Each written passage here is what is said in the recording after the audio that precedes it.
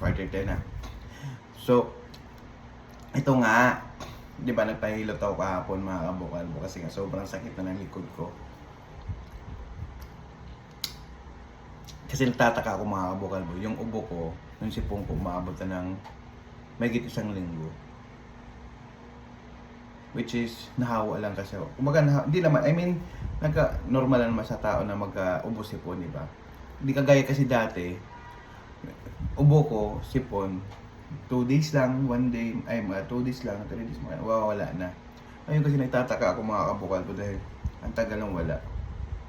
Maybe kasi, kumbaga, nag-iba na yung panahon natin, yung nagiging sobrang polluted na, kaya, ganun siguro tumagal. Tapos, iniinuman ko yun ng gamot. Tapos, nung iniinuman ko ng gamot, mga kabukal ko ba, parang, na-realize ko, meron kasi ako napanood na isang doktor na siguro based on her experience, babae na doktor, na may isa daw siyang pasyente na imbis minor lang yung sakit niya, nagiging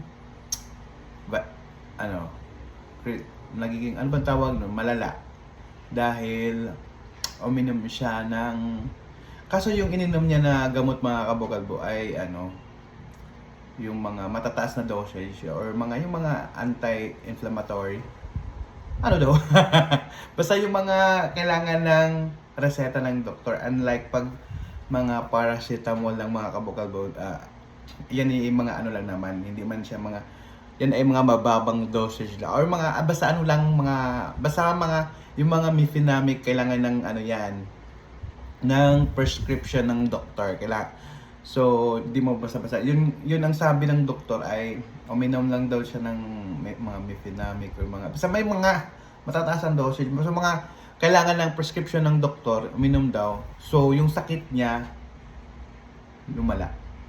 lalong lumala. So, ubusip, parang nilagnat daw, yung ganyan. Yun pala, yung gamot na iniinom niya is, imbis yung ubo niya is madali lang sanang gamutin, lumala palalo. Dahil kasi yung ininom na gamot niya, ay lalong tumibay yung ubo niya. Parang yung bakterya ng ubo niya, parang nagiging strong pa yung bacteria sa ubo niya dahil dun sa gamot. Nagiging immune. Ayun. Tumagal sa ayun, 'di ba? Kaya natakot din ako sa ganun. Pero yung mga ininom kong gamot like lang naman yun, yung mga Biogenesis, mga ganun lang, yung mga parang lang minor, lang ba tawag yun? Mga basic commodities. Ano ba pinagsasabi ko dito? Wala lang naman.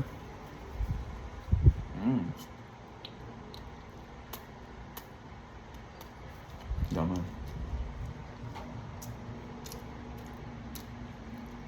Mukbang.